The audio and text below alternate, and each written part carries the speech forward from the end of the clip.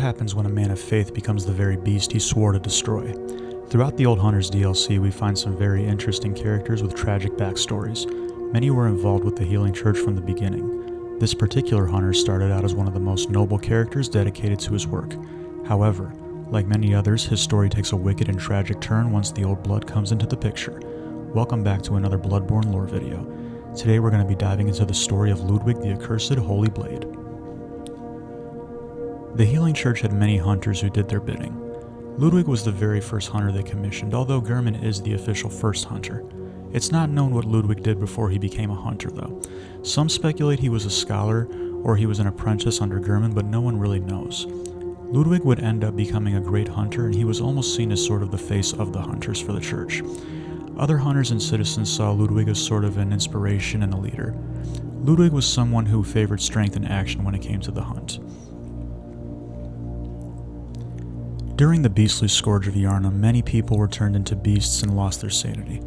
It was at this time Ludwig would recruit and train people all over Yharnam, and he would train them on how to fight, sort of similar to a hunter. He did this to give them a chance to fight back against the threat of the beasts. His approach was one geared towards strength, unlike Gehrman, who focused more on speed and dexterity. Some say Ludwig was like a captain in the first hunts, since he was the one recruiting new hunters. Hunters that were seen as successors to Ludwig were known as the Holy Blades. Ludwig's Holy Blade and rifle are some of the weapons we can use as a hunter, and they're known to be one of the heavier weapons in the game when transformed. Later down the line, Ludwig would discover a new sword called the Holy Moonlight Sword, along with a Carol Ruin known as the Guidance Ruin. It's not known for sure how he got this sword, but it's likely this was discovered by him in the labyrinth that he was sent to by the Healing Church. This sword wasn't a normal sword. It had these tiny beings of light and a special power. Ludwig had a special relationship with the sword and would look to these tiny beings of light for guidance.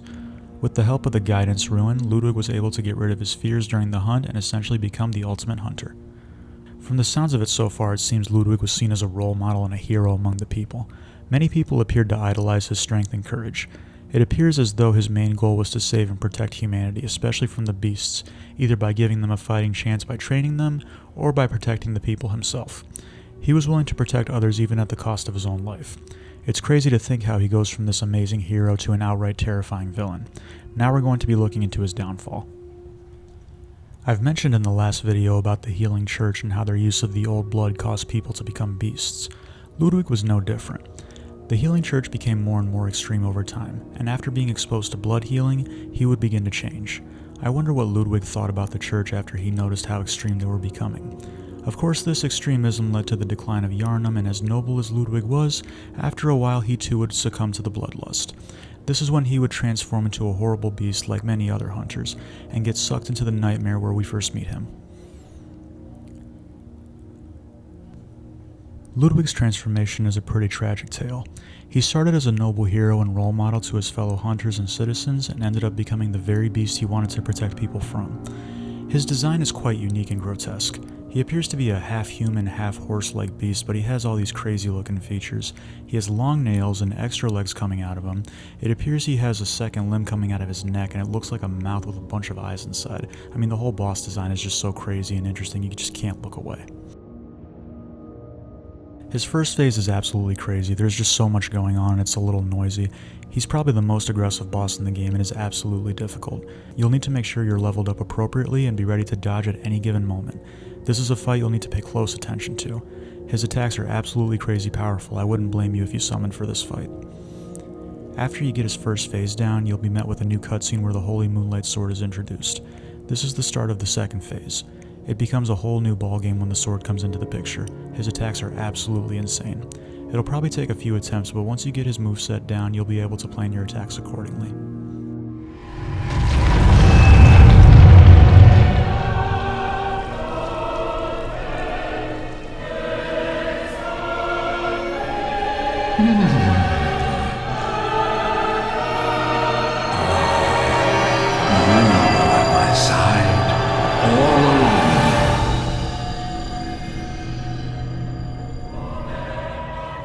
My true mentor, my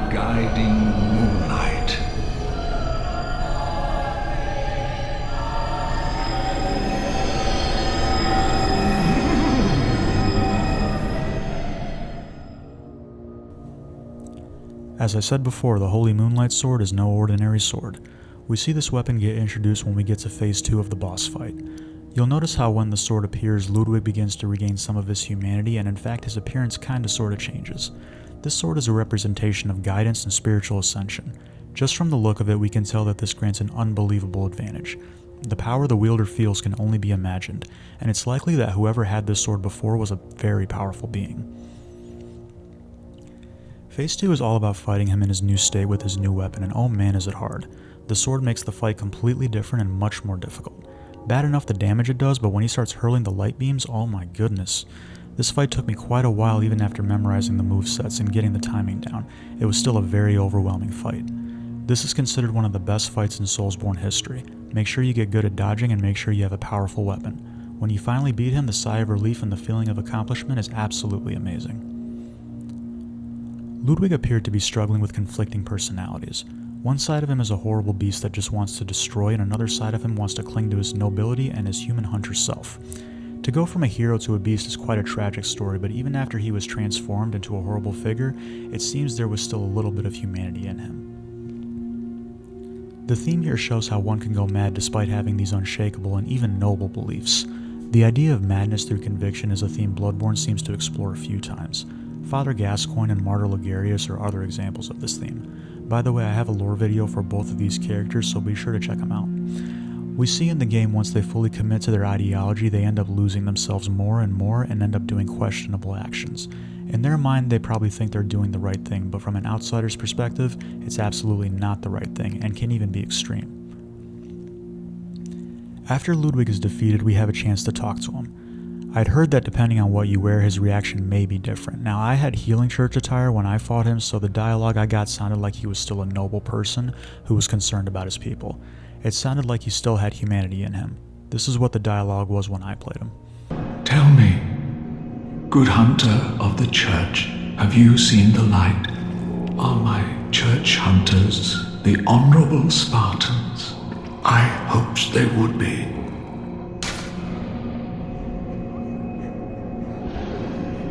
Ah, good.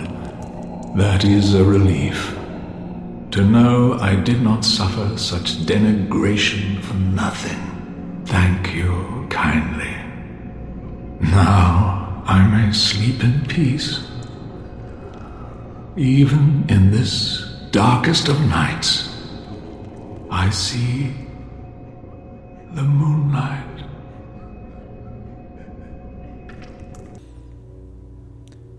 There's another dialogue where he's going insane. Good hunter, have you seen the thread of light? Just a hair, a fleeting thing.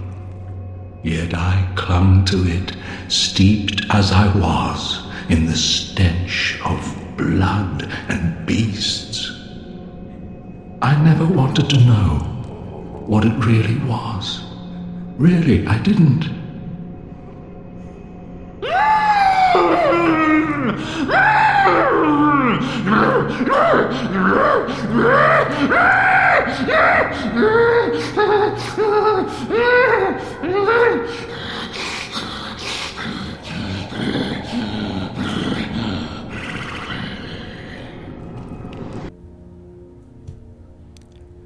Either way, we see that Ludwig was truly struggling with keeping his humanity. I can't help but feel bad for him. Ending his life is a little relieving since he doesn't have to suffer the tragedy anymore. I definitely prefer and recommend wearing the church attire and answering yes to the question he asks, so that we can reassure Ludwig and he can die in peace. Plus he gives you the Moonlight Sword. How awesome is that? The other one is much more disturbing, and he ends up going crazy and dying by the hands of Simon the Hunter. We can see that either way the ending goes for Ludwig, the main thing was that his sacrifice was not in vain. As he utters his final words, we can only theorize what he was thinking. Does he have any regrets, or maybe he's going through some kind of state of denial? While I can only base this on my experience in the game, I personally think he had a bit of guilt in him and wanted to seek redemption. In both scenarios, Ludwig's final words can really speak to the player. In the good scenario, he seems to be at peace with everything, knowing his sacrifice was meaningful, and in the bad scenario, we see that while everyone else was so obsessed with great ones in the blood, Ludwig was not and never wanted to be. There seems to be a lot of space for interpretation when it comes to Ludwig's last moments. Ludwig had built quite the legacy, and he left such a big impact in the story that those that heard his name were either inspired by his greatness or terrified by a living nightmare. One question we might ask ourselves is, was Ludwig ever truly sane? While Ludwig does get mentioned a few times in the game, our first interaction with him gives us a weird impression on his personality. While we can only speculate, I feel like he was at one point sane but did have an obsession with power and strength. I think that his desire for power started out small and noble, but then developed into a dangerous obsession over time. And as the obsession grew, he clearly would lose his sanity. Of course, the final nail in the coffin was himself succumbing to the bloodlust and finally transforming into a beast. Another question we might ask ourselves is the Moonlight Sword a gift from the Great Ones? It's not really known when the Moonlight Sword was acquired by Ludwig. The sword was something very important to him to the point where he looked to it for guidance. This powerful sword is something very different, and we can only speculate where it comes from. It's not known if someone else wielded the sword before Ludwig. This may have belonged to a Great One. I imagine a sword this powerful had to belong or be created by someone powerful. Ludwig is probably my favorite boss in the game. The complexity of the character is intriguing, and his boss design is quite mesmerizing. 10 out of 10 boss for me. It's a shame that he started out as a normal warrior and ended up a horrible beast and a cursed nightmare. If you have any questions or theories of your own, drop them in the comments below. My next video will be about Lawrence the First Vicar, so stay tuned for that. And if you're interested in some other lore videos, please check out my other videos. Don't forget to like, comment, and subscribe, and until next time. Farewell, good hunter. May you find your worth in the waking world.